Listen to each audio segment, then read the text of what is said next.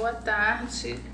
Estamos voltando, de um recesso, onde vocês estão bem descansados, e vamos retornar essa semana com a abertura do terceiro bimestre, Essa abertura pega o começo, as mesmas aulas que nós tínhamos antes, Português, matemática, ciência, história, arte, e na sexta-feira, na geografia. Então hoje vocês vão pegar agora para mim o livrinho de português e vão acompanhar a abertura da unidade 9, Descobrindo e Aprendendo.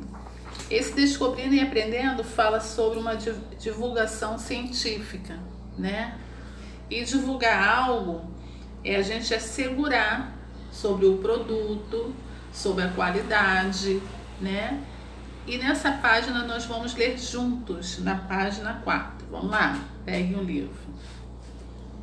Está escrito assim: será que estou me alimentando corretamente?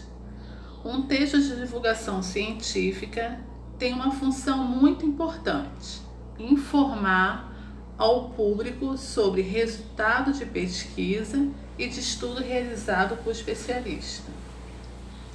Você já parou para pensar na importância de sempre estar dentro de um tipo de informação? Aí vem uma segunda pergunta: alimentos coloridos, seguros ou perigosos? É o que mais a gente gosta de comer, As guloseimas, elas são cercadas desses produtos coloridos. E agora vamos ver algum deles. Vamos lá. Amarelo, verde, azul. Os corantes dão uma aparência encantadora e apetitosa aos alimentos. Podem ser naturais ou artificiais, mas será que podemos comer sem preocupação? Quem tem uma cor favorita de jujubas, levanta a mão.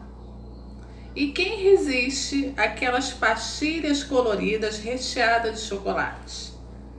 E os bolinhos, cobertos com pasta americana de todas as cores, servido nas festas? Você aceita ou não?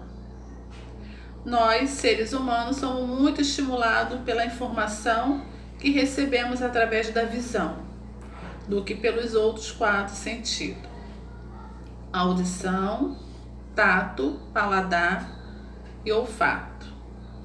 Por isso, muita gente diz que antes de comer com a boca, comemos primeiro com os olhos, e isso é verdade. Mas você sabe o que dá cor aos alimentos? Os corantes. E será que comer corante é seguro? E vamos partir para a página 5. Está escrito assim: os corantes têm sido usados em alimento desde a antiguidade, ou seja, há mais de 7.000 anos. Por muito e muito tempo, existiam apenas corantes naturais, quer dizer, extraídos das plantas, animais e minerais. Acredite, quer conhecer alguns corantes naturais com origem das plantas?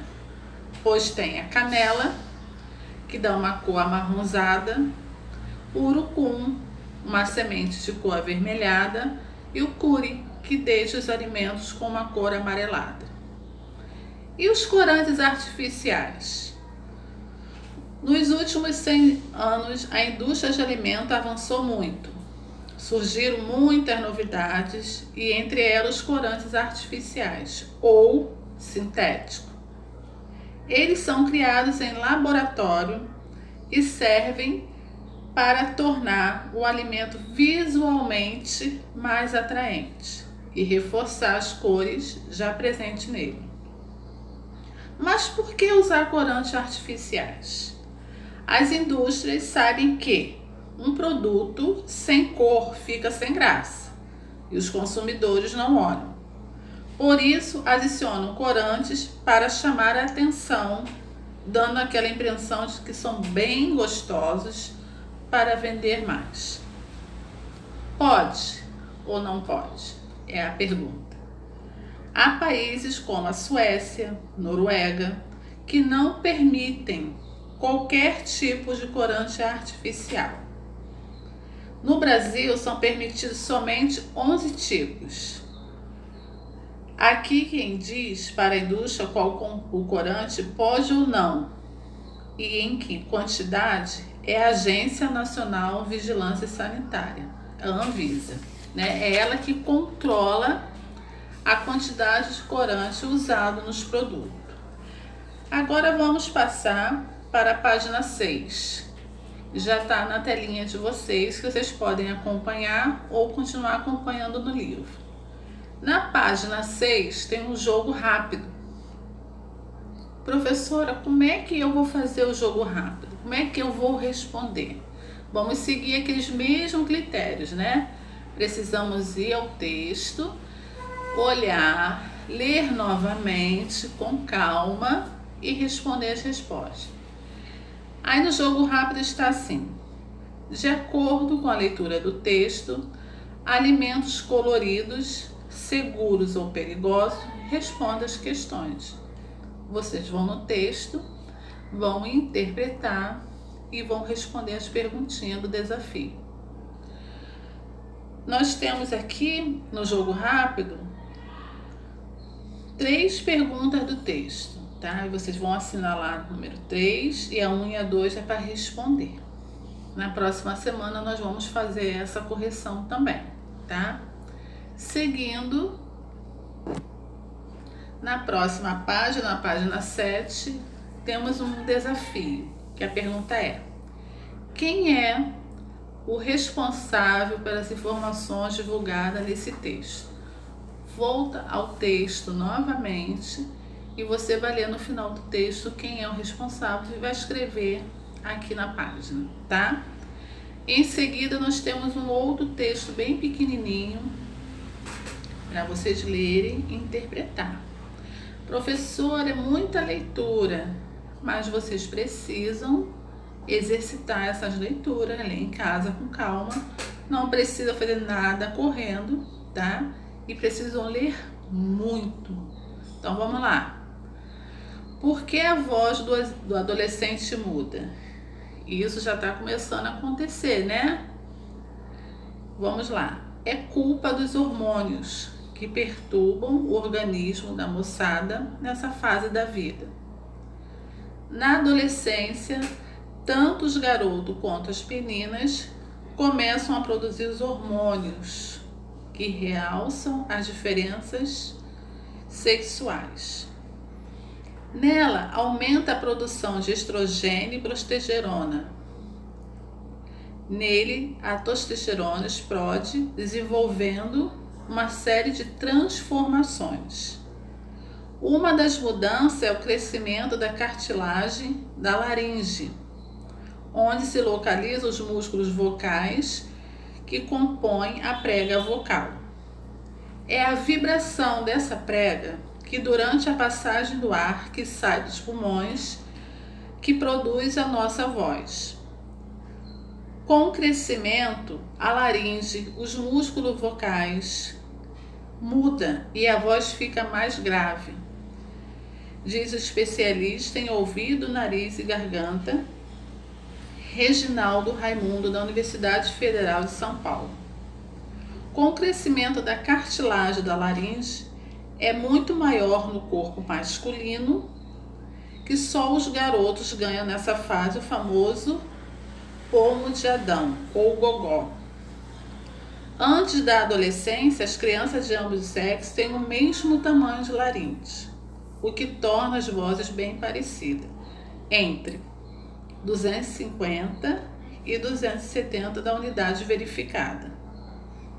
Na fase das mudanças, a frequência das vozes das meninas e dos meninos cai, tornando o som mais grave, ou seja, a voz fica mais grossa. Então vocês vão reler novamente esse texto e seguindo aqui para a página 8, né? Vocês vão ter o jogo rápido. No jogo rápido está assim: complete o quadro a seguir, identificando as informações contidas no texto lido. Precisa voltar ao texto e responder quem escreveu, para quem foi escrito, qual o objetivo, local de publicação, tema central, recursos usados na linguagem verbal. Na página seguinte, na página 9, continua o jogo rápido, né? Que tem ainda o número 3 e o número 4 para vocês responderem. E aqui embaixo, na página 9, tem um momento da ortografia, né? Que é a nossa nova matéria. Palavras primitivas e palavras derivadas. Vamos entender, né, o significado dessas duas palavras. Vamos lá, acompanhe. Palavra primitiva são aquelas que não vieram de nenhuma outra palavra. Exemplo: flor e capaz. E a palavra derivada são aquelas formadas com base em outras palavras. Então, nós temos o exemplo da palavra primitiva. E esse exemplo tem flor e capaz. Agora eu vou pegar essa palavra primitiva e vou transformar numa derivada com a mesma palavra. Prestem atenção. A palavra primitiva flor, ela é derivada de flor. A palavra vem florista. Florista é a pessoa que cuida das flores. Então a palavra derivada se passa a ser florista. Capaz.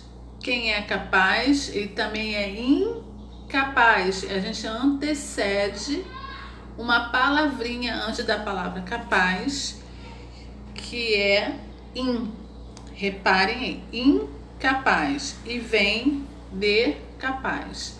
Esse in, ele muda a proposta da palavra capaz e o transforma. E na página seguinte nós vamos acompanhar esses derivados que nós acabamos de ler agora. Vamos para a próxima página. Prefixo e sufixo. E vamos falar desses prefixos e sufixos em relação ao radical, a palavra radical. Então vamos lá. Acompanhe na página 10. Prefixo e sufixo. Leia este artigo retirando o guia dos curiosos.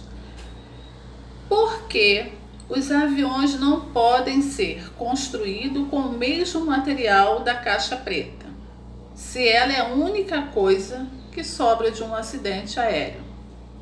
De acordo com a assessoria de imprensa Embraer, se um avião fosse feito com o mesmo material e com a mesma resistência da caixa preta, seu peso tornaria o voo praticamente impossível.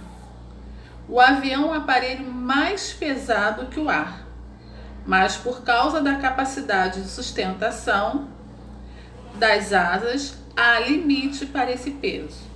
É por isso que os aviões são construídos com metais leves, como o alumínio e o duro alumínio. Além disso, não adianta um avião ser totalmente indestrutível se o corpo humano não suporta as elevações da força e a desaceleração gerada pelos impactos. Vocês percebem que nesse pequeno texto tem umas palavras que estão destacadas: impossível, pesado, desaceleração. E essas palavras, elas vêm com o prefixo e o sufixo acompanhando elas, né? O impossível, o in, é um sufixo da palavra primitiva possível, né? Pesado vem de peso, da palavra prefixo do. Desaceleração, né? A gente tem um outro sufixo, desacelerar. E quando a gente fala desaceleração, a gente está acrescentando um prefixo. E aqui, embaixo desse desenho do avião, vem falando assim: a palavra impossível vem da palavra possível. O que mudou nessa palavra? Vocês vão responder. O vocabulário pesado vem da palavra peso. O que foi acrescentado? Vocês vão observar e vão tirar a diferença do que foi acrescentado da palavra. O termo desaceleração vem de acelerar. O que elementos formaram essa nova palavra. Essas palavras vocês vão colocar aqui. E vocês vão descobrir quem foi o prefixo e o sufixo acrescentado nessa palavra, ok?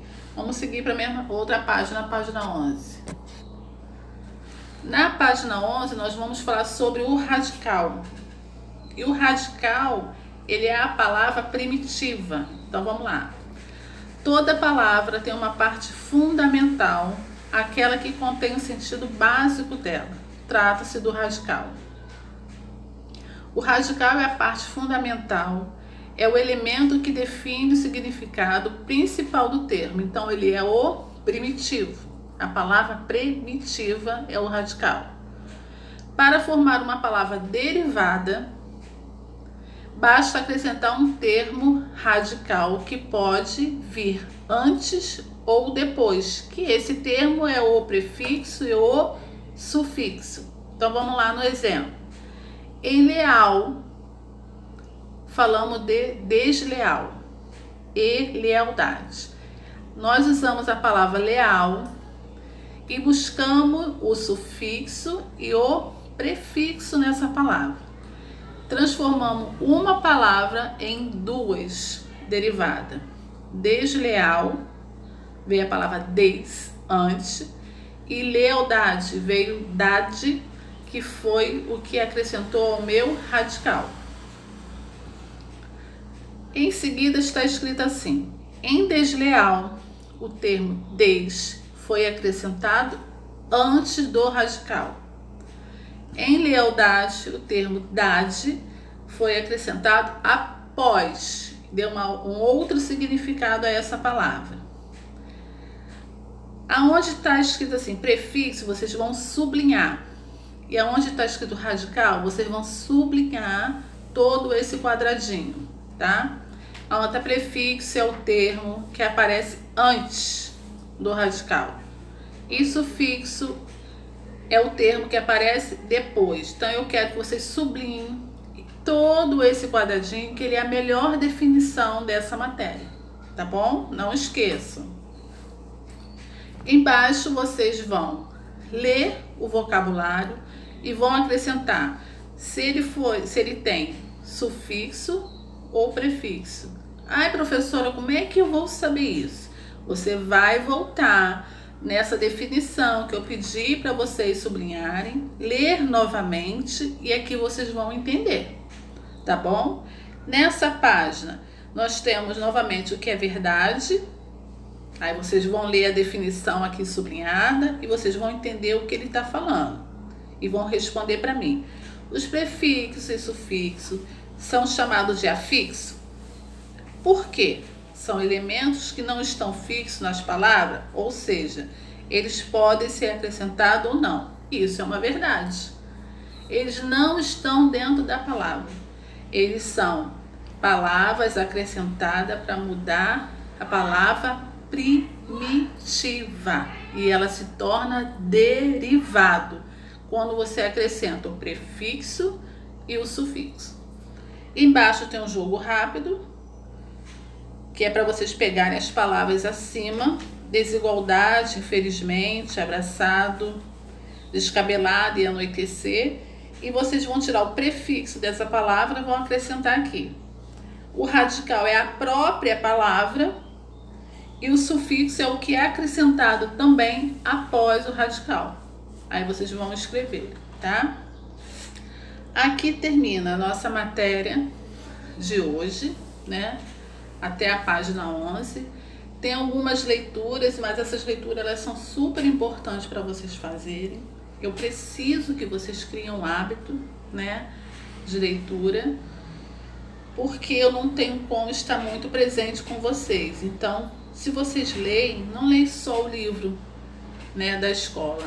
Peguem um gibi, alguma horinha extra, comecem a ler alguns artigos, né?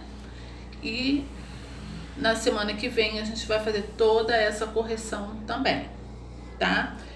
Hoje eu tenho uma novidade para vocês. Eu tô com uma professora auxiliar, né, que ela tá me ajudando, que é a professora Samara, né? E ela, a partir desse vídeo, ela vai estar um pouquinho juntinho comigo, né? Professora, vem cá, professora Samara, para eles verem você. A Samara vai estar me ajudando, né, com vocês. Quando eu não puder estar, ela também vai estar aqui com vocês, passando alguma coisa, tá? E o que vocês precisarem de mim e dela vai estar disponível para ajudar também. E ela vai estar me auxiliando no 4º ano, tá? Espero que vocês tenham gostado da professora Samara, né? E ela já conhece alguns de vocês também, alguns alunos lá do colégio mesmo. E a gente vai ficar junto aí até o final do ano, tá bom? Deus abençoe o dia de vocês e até amanhã com a aula de matemática, tá bom? Beijo, ficam com Deus. Tchau.